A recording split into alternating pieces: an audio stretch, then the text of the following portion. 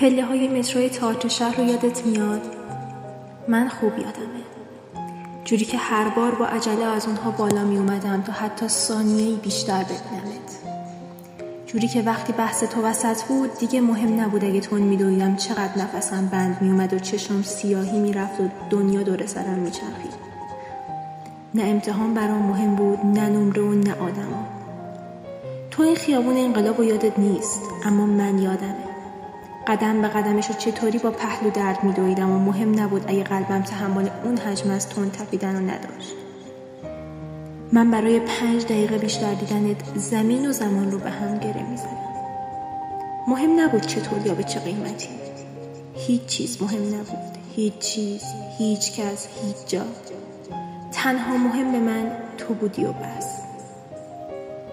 مهم نبود چقدر ریسک میکردم سر تو مهم نبود اگه میمردم، نفس نمیکشیدم، زنده نمیماندم.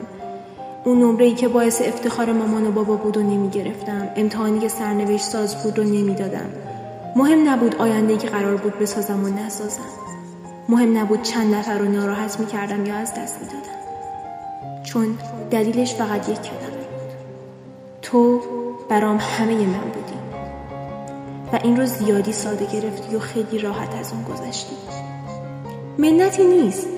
هر کار کردم برای قلب خودم بود. برای عشقم به اون آدمی که تو ذهنم از تو ساخته بودم و زیادی بالو پرش داده بودم. تقصیر تو نبود که نفهمیدی. تقصیر من بود که لیاقت آدم‌ها رو دیر فهمیدم.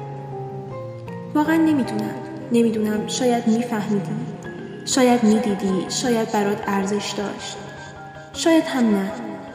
هرگز نمیفهمم. دلیلش را هزاران چرا و شاید در ذهن خستم باقی خواهد ماند و سوالاتی که هیچ وقت جوابشون رو درست و درمان به قلب عاشق و عقل مجنونم ندادی.